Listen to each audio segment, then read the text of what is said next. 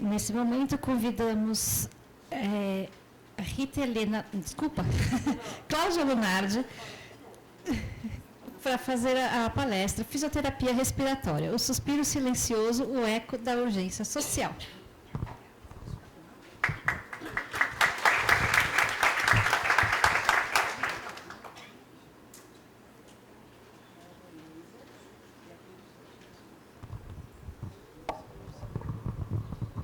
Vamos tentar aqui, né, com a mão esquerda. Bom dia a todos aqui presentes, né? Queria agradecer mais uma vez por ter sido convidada para falar da fisioterapia respiratória. É um prazer estar aqui. Faço parte, né, como voluntária. Vocês estão me ouvindo? Mais perto, assim? Ah, ficou melhor. Eu sou voluntária, né, na equipe nos pacientes de ELA, aqui da faculdade, e eu vou falar um pouquinho para vocês sobre a importância desse paciente ele ser encaminhado para a fisioterapia respiratória, o mais precoce possível. Por quê? Porque, como a professora Rita falou, ele vai precisar de oxigênio, né, para conseguir fazer os exercícios propostos pela fisioterapia motora. Então, da onde ele vai tirar esse oxigênio? Da parte respiratória. Então, ela precisa ser trabalhada de forma eficaz. Então, o que a fisioterapia respiratória ela faz com os nossos pacientes? Não só na parte hospitalar, como na parte ambulatorial ou na parte de home care. Então, eu vou até a casa do meu paciente, ou ele vem até a mim, num ambulatório, que a gente vai avaliar esse indivíduo, os exames que ele apresenta para nós, ali, os exames clínicos, a gente faz uma avaliação respiratória e nós vamos triar aí uma conduta eficaz para cada paciente, utilizando de técnicas manuais, alguns dispositivos que a gente encontra que estão de fácil acesso para o fisioterapeuta, tentando mobilizar essas secreções, evitando com que esse indivíduo tenha pneumonias e que ele precise ser hospitalizado. Não é isso que a gente quer. Então, uma boa atuação do fisioterapeuta vai impedir com que isso aconteça. E não é no final já da patologia, né? E sim durante todo o processo, a partir do momento que ele sofreu ali, né, que ele teve o diagnóstico. Tá? Então, como já foi falado aqui inúmeras vezes, a equipe multiprofissional ou multidisciplinar ela é fundamental.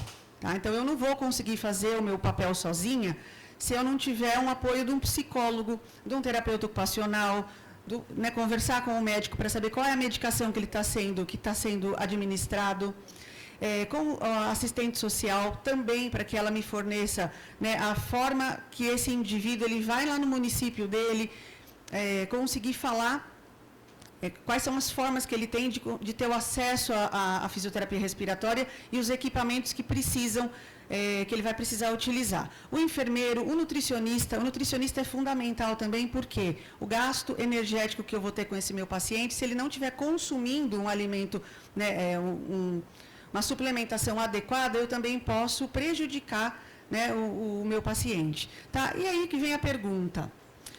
Depois que eu avalio esse paciente, que eu vejo, né, a real necessidade, então ele pode chegar para mim precocemente ou já tardiamente, até traqueostomizado. Aonde eu trato? Para onde eu mando esse indivíduo? Ele vai ser tratado aonde? Só quando ele estiver hospitalizado? Todo mundo consegue pagar uma sessão de fisioterapia respiratória domiciliar, que tem que ser no mínimo 2 vezes por semana, no mínimo, tá? Então a gente escuta aí alguns relatos de uma vez ao mês que o fisioterapeuta vai no domicílio para verificar se os parâmetros que estão colocados no respirador eles estão corretos ou não.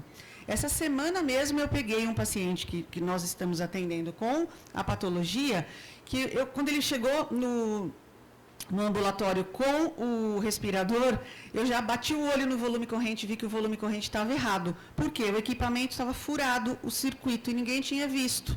Né? Então, assim, automaticamente já comuniquei o familiar, ele falou, eu tenho outro reserva em casa. Então, como o paciente não faz uso contínuo, eu não fiz um remendo ali na hora, né? Mas eu orientei para que ele trocasse para a próxima sessão, quando for utilizar, porque ele usa só para dormir, ele precisa estar com esse equipamento aí bem ajustado, não pode fazer um esforço muito grande, não pode colocar um volume corrente muito além do que aquele pulmão suporta. Então, é fundamental que o fisioterapeuta, ele avalie esse paciente não só uma vez ao mês, acho que, né, precisa estar mais próximo aí do paciente e do familiar. Tá? Então, a gente já sabe que a fraqueza muscular inspiratória, que esse paciente vai relatar para nós, ele vai falar assim, eu estou cansado, eu estou com falta de ar. Aí você coloca o oxímetro no dedo dele e está lá, 97. Então, isso daí eu já sei que a oxigenação dele está boa, ou seja, a troca gasosa está acontecendo. O que ele não tem é músculo, ele não tem força para gerar, né, essa inspiração aí, e isso vai levar o quê? A dificuldade respiratória e pode também trazer, né, vir a trazer atelectasias por hipoventilação. O pulmão ele não consegue, a caixa torácica não consegue ter uma boa expansibilidade por conta da fraqueza desses músculos. Então, eu preciso lembrar sempre disso. Por isso que nós indicamos o uso do bilevel, né, do BiPAP, porque esses pacientes eles têm a oxigenação preservada, porém a ventilação está comprometida. E é aí que a gente vai conversar com o familiar e explicar a real necessidade do uso. Então, eu já sei que esse paciente ele vai ter diminuição dos volumes pulmonares, ele vai ter uma frequência respiratória superficial e rápida, e isso vai gerar uma hipoventilação aí, diminuição do O2 e aumento do CO2. E também falando da fraqueza muscular expiratória, ela também é importante ser avaliada porque esse indivíduo ele vai ter dificuldade para tossir. E se ele tem dificuldade para tossir, ele acumula secreção na parte respiratória, na parte pulmonar, e isso vai infectar. Como a professora Rita também falou, o indivíduo não tem que ficar só deitado, ele tem que sentar, ele tem que mudar as posições durante o dia, porque o leito favorece aí o acúmulo maior ainda de secreção. Se esse paciente tiver um problema gástrico também, tiver um refluxo, vai aumentar o risco ainda mais de ter um comprometimento pulmonar.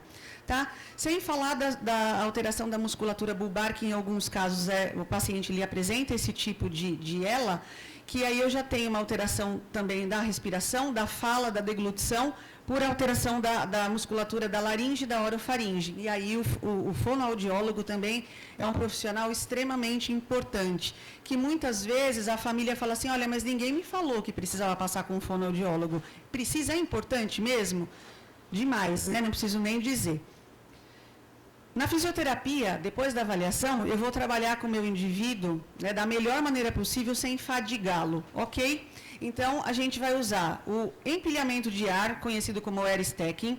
Aqui eu coloquei 10 repetições, né, 3 vezes ao dia, mas isso também vai variar de paciente para paciente, por isso que precisa da avaliação profissional.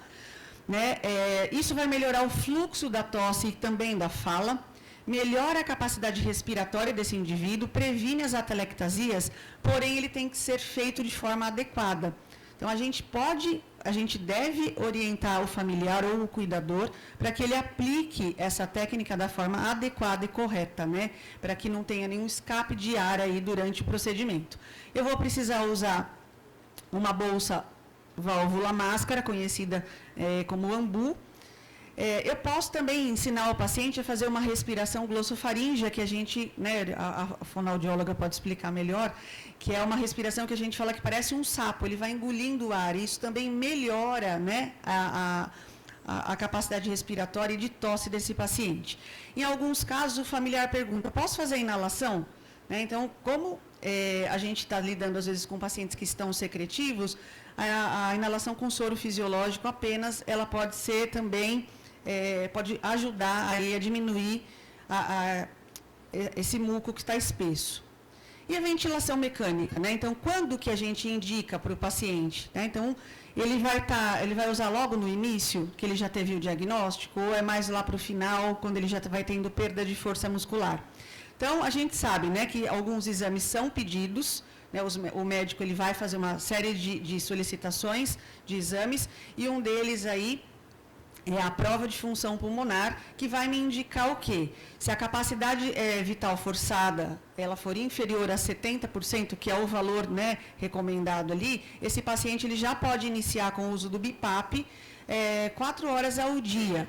Porém, né, e ele tem que também ter uma mensuração da manovacometria, que é um dispositivo que a fisioterapia usa para você ver a força muscular inspiratória e expiratória menor do que 60 centímetros de água, que já está indicando fraqueza dessa musculatura. Então, por isso que o fisioterapeuta não pode passar só uma vez ao mês, ele precisa estar sempre, né, em contato com o familiar e principalmente com o paciente. Para depois esse indivíduo ele começar, né, se houver a necessidade, no exame eu tiver uma piora dessa capacidade vital forçada e do volume expiratório forçado no primeiro e segundo, abaixo de 50%, esse paciente já tem indicação do uso do BiPAP. Tá? Então, inicia-se com 8 horas, né, durante a noite, né, e o uso pode variar de paciente para paciente, porém, a gente sabe que, já foi citado aqui, que nem sempre o equipamento vai ser o mesmo. Às vezes ele usa um durante o dia e outro à noite. Por quê? Aquele equipamento ele não dá o suporte necessário para o paciente poder dormir. Então, ele precisa de parâmetros que naquele equipamento menor não fornece. Tá? Então, é muito importante que o fisioterapeuta avalie sempre as condições respiratórias do paciente. Em relação às máscaras, que a gente conhece por interfaces, existem um monte no mercado. Qual é a melhor para o paciente? Né? Então, assim, será que a melhor é a orofacial, aquela que pega o rosto todo, a full face, só a nasal? Né? Então, assim, para algumas patologias a nasal é mais indicada.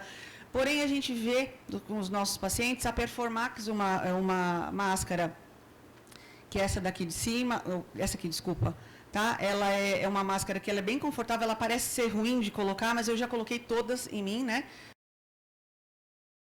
Para eu saber como que o paciente ele vai se sentir, não só para esse tipo de patologia, mas para as demais. E confesso para vocês que a pior de todas, no meu ponto de vista, é a nasal. Tá? Ela é ruim demais, ela parece que o ouvido vai dar uma pressão muito grande, porém a gente vai escolher ou a orofacial ou a que pega o rosto todo. Então, elas têm tamanho também, né? Então, não pode ser uma que pegue o rosto todo do paciente ou que deixe alguma parte do rosto para fora. Então, eu preciso deixar ela bem vedada, porque ela é uma pressão positiva que eu vou aplicar para o paciente, e tenho que tomar cuidado porque essas máscaras colocadas de forma inadequada, elas geram úlcera de pressão.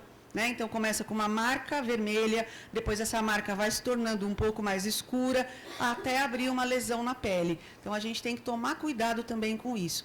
Né? O fisioterapeuta é responsável por isso, por colocar, às vezes, umas placas aí que a gente utiliza para ventilação mecânica, né? Principalmente não invasiva, que a gente vai colocando nos pontos de pressão aí no rosto do paciente. Ou solicitar, né, para a equipe que está... Que traz o equipamento e que ajusta os parâmetros para que eles tentem trocar a máscara por uma outra, porque os nossos padrões de rosto são diferentes, né? Então, por isso que eu acho que essa Performax aqui é a mais adequada, porque ela é de silicone, ela se molda melhor no rosto do paciente. Bom, e se ele tiver traqueostomia? Aí está um grande problema, né? Às vezes esse paciente ele está traqueostomizado, ele quer fazer fisioterapia fora do domicílio dele. Aonde eu mando? Os serviços que a gente tem hoje, né? Os próprios pacientes me falam da dificuldade de conseguir se inserir nesses serviços. Por quê? Porque ele já tem um dispositivo como esse. Então, não aceitam, exatamente, fica muito difícil. Então, por que é importante o fisioterapeuta estar sempre perto, né? A gente vai avaliar aqui a pressão desse cuff, se ela está adequada, se não está, se esse cuff está furado ou não. Se ele usa uma traqueostomia que tem esse dispositivo de aspiração supracuff, se está no momento já de precisar pedir uma avaliação médica para saber se precisa ou não trocar. Então, muitas vezes o serviço não aceita, né, o paciente com a traqueostomia e muito menos com o GTT. A gente escuta isso do paciente, eu não estou falando isso porque eu fui atrás para ver, não. Então, aí a gente fica um pouco mais engessado para onde eu mando o paciente. Será que todo mundo consegue pagar 120, 150 reais uma fisioaspiratória?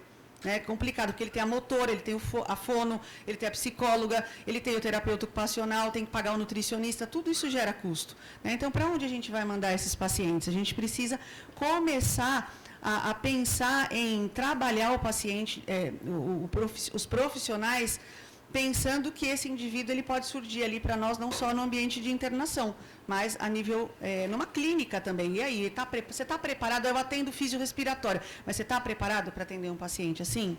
Então, tem que buscar conhecimento, se aprimorar. Uma outra coisa que eu também sempre comento com a professora Rita é que o físio que trabalha com a parte motora, ele precisa saber da parte respiratória, porque num eventual, uma sessão lá e acontece alguma coisa, ele vai ligar para o fisiorrespiratório? Não, ele precisa saber o que ele vai fazer.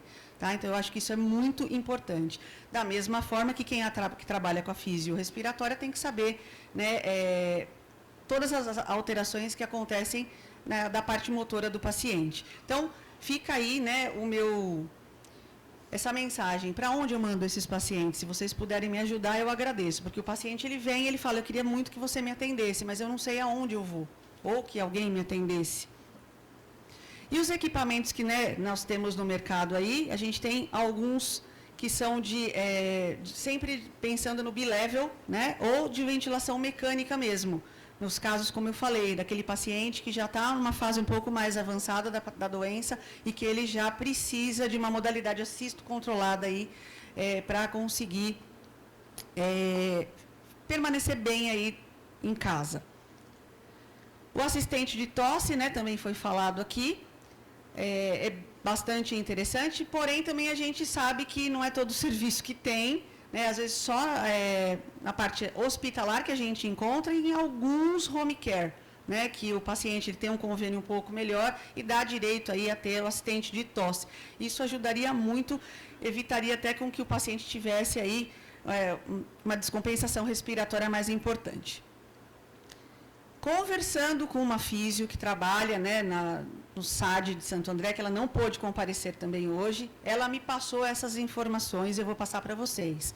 Então, como que eu faço no município apenas de Santo André, que ela é de lá, daqui, como que a gente faz para que esse paciente, quando ele recebe o diagnóstico do médico, ele precisa passar com a fisioterapia ou ter alguns equipamentos, como que ele faz? Ele deve ter o encaminhamento médico, ou do neurologista, ou do pneumologista, geralmente é o neurologista que encaminha, o familiar ou o responsável vai levar direto no SAD, com o pedido médico contendo o CID e muito bem explicado, sobre a patologia.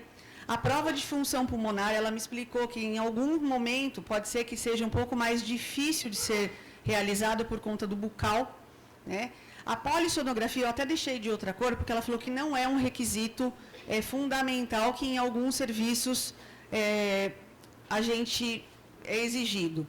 Precisa do RG, do CPF, do cartão do SUS e do comprovante de endereço do próprio paciente. O COF Assist e o AMBU não tem o fornecimento, tá? Não tem. E aí, se esse indivíduo, ele realmente necessita do equipamento, aí sim, ela vai entrar em contato com o fornecedor, com quem vai disponibilizar o equipamento do BIPAP, e aí esse indivíduo ele vai fazer a fisioterapia respiratória motora.